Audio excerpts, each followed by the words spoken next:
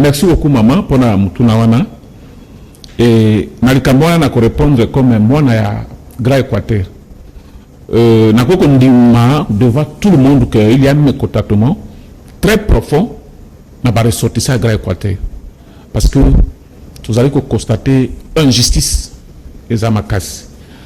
Omoni biso bana ya Grand Équateur vous allez victime na régime ya Kabila. Boyebi tango Kabila kotaki babotolaki bandako ya bana Équateur batindaki bavina biso bazaki na ba soda soit des alaki ndosala ba recyclage na kitona mais ezalaki de génocide. Et puis ceux qui batomi se souvenir très bien ba pesa biso code 032. Mais tout ce là qui te montre que non, le coup la Kabila qui c'était ouf de soulagement pour nous. Mais tout ce monde qui retour à code 032 et en force. Na ko kende na makambo e uti ko le kasikote. Na vile Kinshasa Salemo. Na reso ya lingwala. Na société DGI. Mutu azalaki na azalaki mungala. Comme on a mbonga masi. Ba longolier. Ezate ba salier promitation ba longolier. Ba jouer certain ngala munume. Auti kaka chika pa direct. Et je vous dis, bon, c'est Azalaki chef de division. Mais on a Azalaki chef de bureau. Et car, c'est dit, bateau sous-so, bah quoi qu'on a placé, bah Congo Bazalagité, bah Swahili Bazalagité, Kakangala Mouloum, pas à y remplacer. N'a qu'au temps de l'Europe, nous souffrons à Mongala, comme on est en Rwanda.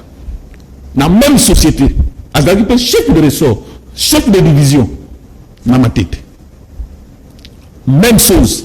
Balongolier on a moussa utaki kananga pas à remplacer na ko tanga le sous ka mungal na reso ngaliema balongolier bazi ba remplacer na nani kaka na ndeko na biso moussa kasa na komina Kinshasa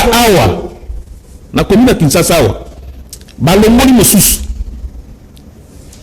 bazui Batio kaka moluba, c'est-à-dire bah compétent kaka bangala, bah compétent kaka baluba. Tu vois? Alors ma kamane mwana. Alors toujours dénoncer en gros on a vu sûr que chef de l'État est bien monté. Et puis bateau bazo tinda que bateau ba yina chef de l'État ezali bangona parce que na mona qui peut sortir médiatique à l'aide de conseiller la chef de l'État sur banque a dénoncer qui pas biloko. Alors ba na terme bo alors ba non. Nazo banga que soki to pouvoir na biso ici bako benga na baluba na ba province nyos. Ça c'est le conseil spécial. Et nazo tanga comme on a alobaki ba audio tout comme ba vidéo ezali. C'est-à-dire phénomène wana tribalisme ezali bien et c'est dangereux. Osomon ezali te soki Kabila salaki mabe biso to copier mabe wana. To yande to corriger biloko Kabila salaki. Effectivement, je pense que moi qui ndenge to ko lubawana na c'est dans l'Équateur précisément à Gemena, mais puis surtout ali bato kimia pour petit conseil makambwana et que ça les malices soute mais toujours benda ba conseil chef de l'État ba ébélé comment bato bazo remplacer bango bazo tie bango na pour remplacer bato kaka bato ekolo moko donc ba compétent kaka ekolo wana et puis incompétent kaka bangala c'est ça la question que je me pose aussi moi. Alors, il faut chef de l'État. Chef de l'État, il faut un espace linguistique de mon côté. Chef de l'État, il y a des Congolais nyos. Aux ala mu Congo, mu Luba, mu Swahili. Aussi, chef de l'État, il faut la province nyos. Il faut traiter biso tout la même point d'égalité. Égalité que non, bah oh yo, na profit, bah oh yo, non. Madame, on ne fait pas l'économie de mécontentement. Et c'est très, très dangereux.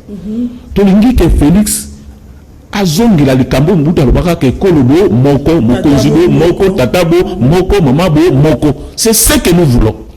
Et tel que je connais le monsieur, ezali souci na été, mais ezali entourage, bato mususu wana.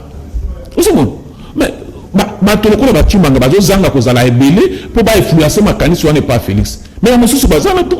Donc, basela ndengwana. Ouais, bako kende. Siko o ya koya. So kuti baluba, alongoli bango, atie ba yaye. Toko suka wapi. Donc ce n'est pas sérieux madame. Donc Makambouana, il faut tout condamner avec beaucoup de force. Et tout ça va brûler chef de l'État à Yokayango. Ce qui est même na début à pouvoir. Audio moko ya première dame et circulaka toujours pour la condamnation Makambouana. Et ça continue jusqu'à présent. Comment? Ce qu'on termine même la justice. Tout bango na bango. Ce qu'on termine même la nouvelle finance. Bango na bango, ministre des Finances Moluba. Directeur Banque Centrale Moluba. Numéro 1 DGI Moluba.